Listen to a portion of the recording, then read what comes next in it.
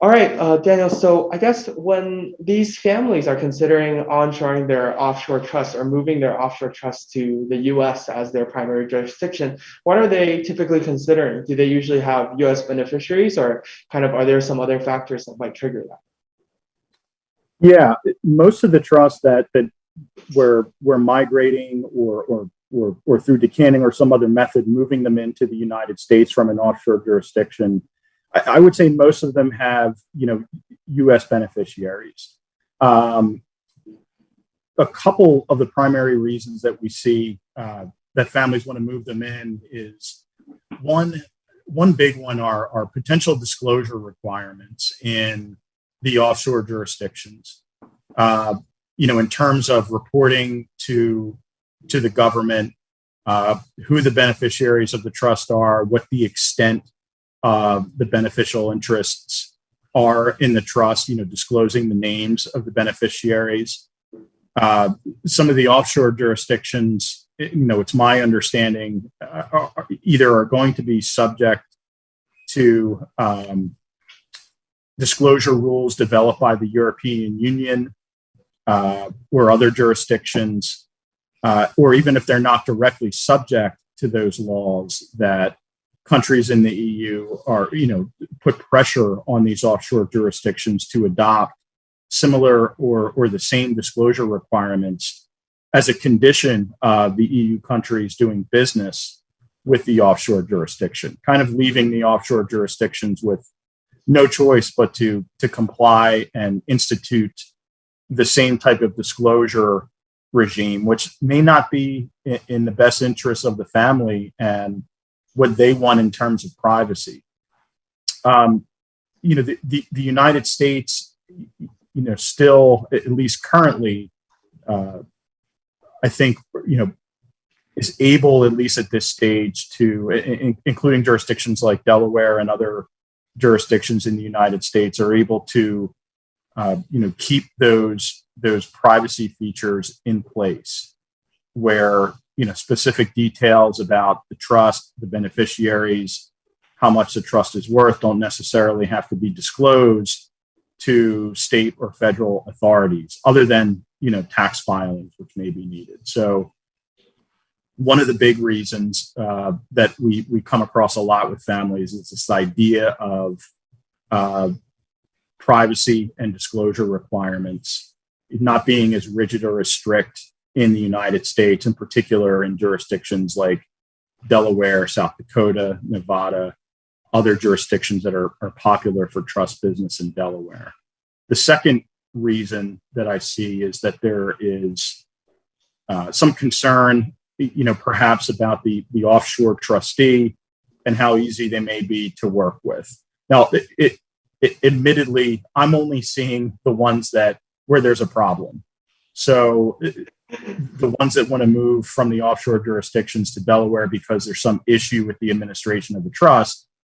I'm only seeing the ones where something has gone wrong, or there's some kind of disagreement, or something that's affecting the administration of the trust. And the thought is the trust may be easier to administer if it's moved to the United States, to a jurisdiction like Delaware, where we can institute, what we call a directed trust structure, where you've really got your Delaware trustee just serving in an administrative capacity and taking directions from other fiduciaries. And so there's more of a chance that there's going to be less of a conflict when it comes to the administration of the trust, because all the true substantive power is not with the Delaware trustee, it's with these other fiduciary positions that the family can appoint. Yeah. All right. So 刚才 Daniel 在讨论的就是说，为什么这些家族会想要把一些离岸信托搬移到美国这样子？那他主要讲的可能是有3个点这样子。第一个点就是这些信托的受益人可能一开始还没有美国籍，所以他之后变成美国人了以后会有相关的税负的考量这样子。因为如果是一个美国人接收外国信托的分配的话，那他的税率可能像刚才提的会稍微比较高这样子。那第二点就是在讲说就是隐私的问题这样子，就是说因为目前这些小岛的信托很多他们会受到欧盟跟美国的一些相关的压力这样子去 disclose 说就是去披露说这些受益人是谁啊，是真正管理这些资产的人是谁还有一些 OECD 的就是的 challenge 这样子啊，对，所以他们现在这几年来可能会就是增加这些相关的考量，就是说这些隐私的问题可能因为毕竟美国还是一个比较强大的 jurisdiction， 它可以真的去保护这些受益人的隐私这样子，或是真正操控这些就是信托里面的资产的人的隐私这样子，所以他也会比较建议在美国就是去做信托的这样子的动作，因为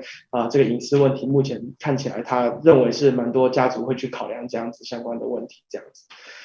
那第三点他刚才提的就是说他预见很多家族现在有一个蛮重要的考量，就是说他觉得受托人在离岸是不容易管理，就是说因为他们等于他们受托人就是因为他没有在美国没有受到美国的法律的管理，他可能是在BVI 或 Cayman 这些小岛国受到当国的管理，所以他们这些受托公司一定会对当国的法律会比就是这些信托设立人或是受益人还更熟悉这样子。那在这样子的情况下，其实是对这些家族是有一点不利的。那他也很诚实的说他看到的案件也都只有看到真的家族跟这些受托公司有相关的纠纷的情况，他才会看到这样的情况。所以他也说他觉得说这些受托公司也不一定每一个都不好，但是他看到的案件中很多时候是真的有就是有蛮大的纠纷，或是有管理的困难。他特别讲说有管理的困难，就是说可能受托公司跟这个家族的关系已经没有搞得这么好的情况下，那他才会去就是这个家族才会去找就是美国的信托律师去把这个信托从原有的原在地迁移到美国，或是 decanting 到美国这样子。所以这个第三个理由就等一下将要补充说明的实际的案例里面就发生过了。整个信托离岸信托的收益可能是一点点，但是它的管理费用可能是那个收益的好几倍。对，所以这个就是 Max Daniel 现在在讨论的第三个这个问题了。对。Yeah. One other thing I just wanted to note that in connection with that is, what we really saw after things like the Panama Papers and the Paradise Papers that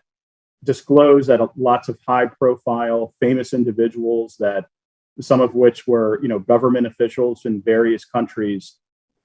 all these disclosures were made and made public that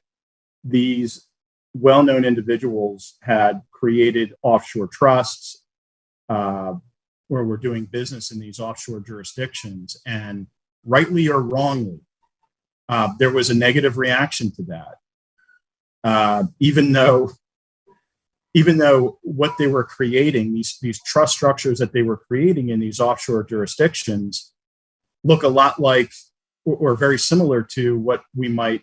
trust structures we might create in the United States. But at least to date, there doesn't seem to be that stigma attached to creating these trust structures in the United States, at least not yet. I mean, that could certainly change as the years go by. I think there is, perhaps, again, rightly or wrongly, maybe there's more faith in the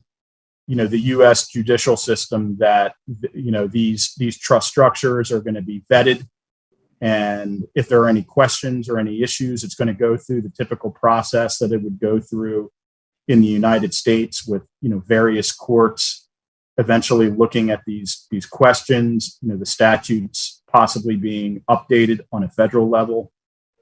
whereas there may be not as much faith that those things might occur in small offshore jurisdictions. So again, rightly or wrongly, after the Panama and Paradise Papers and similar things, there was the stigma attached to offshore trusts, as opposed to simply creating the same type of trust in Delaware, South Dakota, Nevada, Alaska, other states in the United States. Yeah.所以 Daniel 刚才在讨论的就是说，这些离岸的信托，因为有就是资料外漏的情形，就是之前有出这个 Panama Papers、Paradise Papers， 还有这些离岸信托真正的受益人是谁，还有真正的这些设立人是谁，这样子的情况下，其实这些新闻爆出来以后，大家对离岸信托的印象又更不好了。这样子就是说，其实这些很多政府的官员啊，或是可能非法的取得这些资产的人很多都把它藏在境外信托里面这样子。那他的观点就是说，因为大家对这个离岸信托有这样子的印象，所以其实很多就是很多人会考虑设立美国信托，因为他们不会他们知道他们的资金来源不是从这种就是非法的来源出来的，然后他们觉得说美国这里因为它的政府系统跟法律系统可能比较完善这样子，所以他们就比较不会让这些非法的钱入境这样子。那在这样子的情况下，他们资金跟他们的财产在美国也受到美国的保护，就比较不会像离岸信托这样子，就是如果有人发现说这个家族有离岸信托的话，那这样子可能会有很多人对这个很有意见、很有观点。如果这个家族同样一个家族也没有做错什么事，在美国去设立同样的信托，那这个大家可能觉得说美国信托因为它的法律的完善，还有它的 KYC， 它的就是了解这个资金来源的过程都是由美国去主导的，那这样子这些资金就必然是比较安全、比较受控。那另外他的说法就是说，这些离岸信托真的在这几年来因为这些事件呢，就是大家会自然会想到，就是离岸信托就是一个可能一个藏钱的地方，或是一个非法资金的地方，或者是说也不一定是非法资金，但是他可能会大家对这个的观点就会非常负面，所以他觉得说很多家族在考虑设立离岸信托还是设立美国信托的时候，也会花很多时间去考虑说他们的家族设立这样子的信托以后，大家对他们的印象啊，或是说他们以后这些资产的理解，就是这些资产的资金来源的理解，会不会因为他们设立离岸信托而被影响那如果是设立美国信托的话，搞不好这些负面的影响就不会存在这样子。